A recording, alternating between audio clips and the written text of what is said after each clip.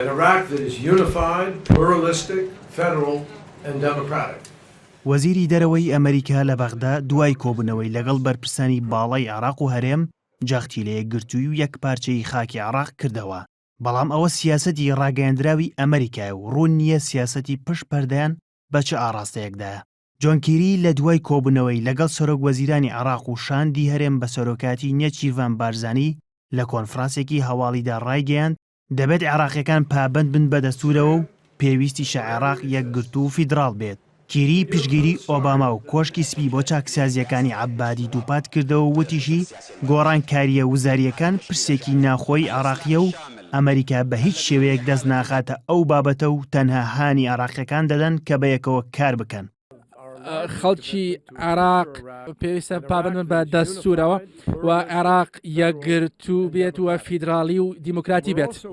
سەبارەت بە قەیرانی دارایژ وەزیری دەرەوەی ئەمریکا ئاماژەی بەوە کرد ئەوان لە کۆبوونەوەکانیاندا لەگەڵ بەرپرسانی عێراق گفتوگۆیان کردووە سەبارەت بە قەیرانی دارایی و دابەزێنی نرخی نەوت. ئاماژەی بەوەش کرد هەرێمی کوردستانیش ڕوبەڕووی قەیرانی دارایی بۆتەوە و ئەوەش فشارێکە بەگشتی لەسەر عێراق و لەو پرسەشدا یارمەتیان دەدەن و لەگەڵ بانکی نێودەوڵەتی کار دەکەن بۆ هاوکاریکردنی عێراق.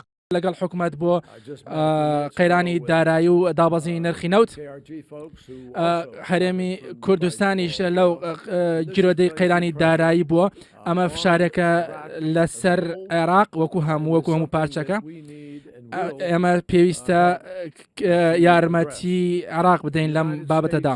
ئەمریکا بە باشی لەگەڵ حکوومەت کار دەکات لەگەڵ بانکی نێودەوڵەتی بۆ هاوکاری تەکنیکی بۆ بژانەوەی ئابووری عێراق. وەک پێشتر ئیدارەی ئەمریکا ڕایگەیاندەبوو کاری لە پێشینیان شەڕی دژی داعشە لە کۆنفرانسەکەشدا کیری ئاماژەی بەوە کرد ئەوەی بەلای ئەوانەوە گرنگە سەقامگیری سیاسیە لە عێراقدا و تا کار نەکاتە سەر پرۆسە سەربازیەکانیان بۆ سەر داعش. وەزیری دەرەوەی ئەمریکا ڕاشی گەیاند ڕۆژەکانی داعش لە عێراق و سووریا بەرەو کۆتایی دەچن و ئەمریکا سوورە لەسەر کۆتایی هێنان بە داعش و وتیشی عەبادی داوای هێزی زیاتری نەکردووە بۆ شەڕی دژی داعش.